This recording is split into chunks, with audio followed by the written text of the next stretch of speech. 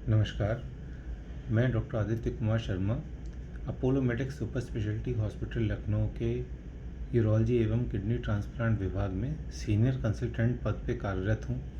आज हम world incontinence week के उपलक्ष्य में यूरिनरी कंट्रोल ना होना, यूरिन इनकॉन्टिनेंस अर्थात यूरिन का लीकेज हो जाना, इस कंडीशन के बारे में बात करेंगे।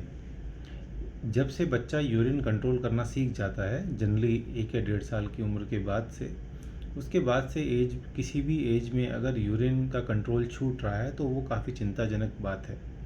बच्चों में यूरिनरी इनकॉन्टिनेंस प्रमुखतः देखा जाता है अर्ज इनकॉन्टिनेंस, यानी बहुत जल्दी जल्दी पेशाब जाते हैं, या फिर रात में सोते समय पेशाब बिस्तर पे हो जाना। इसके अलावा एडल्ट एज में महिलाओं तथा पुरुषों दोनों में ही यूरिन का इनकॉन्टिनेंस की कंडीशन देखी जाती है। ये कंडीशन अर्ज इनकॉन्टिनेंस के फॉर्म में हो सकती है, अर्थात पेशाब में का एकदम अर्जेंट सेंसेशन आता है और जो भी व्यक्ति होता है वो पेशाब के सेंसेशन या अर्ज या इच्छा को डिले नहीं कर सकता। इसको अर्ज इनकॉन्टिनेंस कहते हैं। इसके अलावा दूसरा टाइप होता है stress urinary incontinence. Stress urinary incontinence का मतलब है खांसते या छींकते समय पेशाब छूट जाना।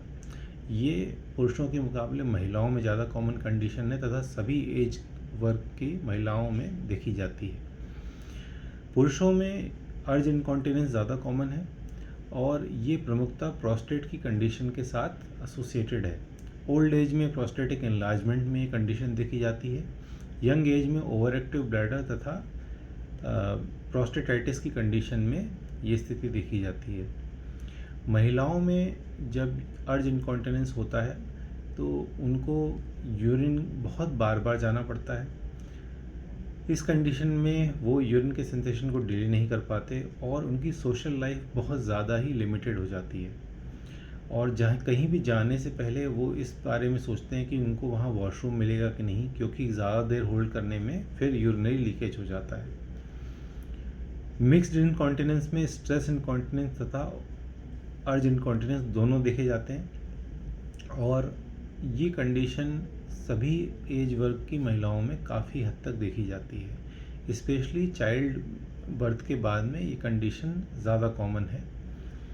ये सारी ही कंडीशंस बच्चों से लेकर बड़ों तक में जो भी यूरिन का लीकेज की प्रॉब्लम्स हैं, ये पूर्णतः क्योरेबल हैं, लेकिन इसके ट्रीटमेंट के बारे में सही जानकारी ना होने की वजह से पेशेंट सही डॉक्टर तक नहीं पहुंच पाते और उनकी क्वालिटी ऑफ लाइफ बहुत ज़्यादा प्रभावित हो जाती है। इसमें मेरी सलाह यही है कि अपने डॉक्टर से इसके कारण को जानने के बारे में, डायग्नोसिस के बारे में ज़रूर संपर्क करें और इसका सारे ट्रीटमेंट ऑप्शन आपके यूरोलॉजिस्ट के पास उपलब्ध रहते हैं। तो अपने यूरोलॉजिस्ट के पास जाकर या ऑनलाइन कंसल्टेशन के फॉर्मेट में आप इसके बारे में हेल्प प्राप्त कर सकते हैं। इसका ट्रीटमेंट या जांचें जो होती हैं उसमें यूरिन के फ्लो की जांच है, ब्लैडर का अल्ट्रासाउंड होता है, यूरिन में इन्फेक्शन रूल आउट करने के लिए यूरिन रूटीन, कल्चर एग्जामिनेशन, ये जांचें होती हैं। कुछ स्पेशल केसेस में यूरोडायनेमिक स्टडी करना पड़ता है। इसके अलावा दूसरी पुरुषों में प्रोस्टेट से संबंधित चेकअप करने की ज़रूरत पड़ती है, क्योंकि प्रोस्टेट की कंडीशन के साथ में काफ़ी हद तक यूरिनरी इनकॉन्टिनेंस की समस्या देखी जाती है। ट्रीटमेंट जेंडर, एज पे निर्भर करता है और सीवियरिटी ऑफ सिम्टम्स पे निर्भर करता है। ओवर एक्टिव ब्लैडर प्रमुखतः मेडिकेशन से ट्रीटेबल है। इसके अलावा नेक्स्ट लेवल पे कुछ इंजेक्शन थेरेपीज़ आती हैं जो ब्लैडर में बोटॉक्स इंजेक्शन के द्वारा ब्लैडर की ओवर एक्टिविटी को कम किया जा सकता है। पुरुषों में प्रोस्टेट सर्जरी के बाद में काफ़ी हद तक ओवर एक्टिविटी में रेजोल्यूशन देखा जाता है। एक्सट्रीम केसेस में सर्जिकल ऑप्शन की ज़रूरत पड़ती है। मोस्ट केसेस में मेडिकल थेरेपी द्वारा पेशेंट क्योर हो सकता है।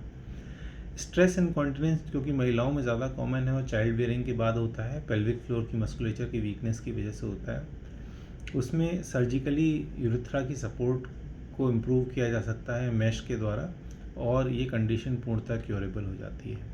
इन सभी ऑप्शंस को जानने के लिए अपने यूरोलॉजिस्ट से संपर्क करें। नमस्कार।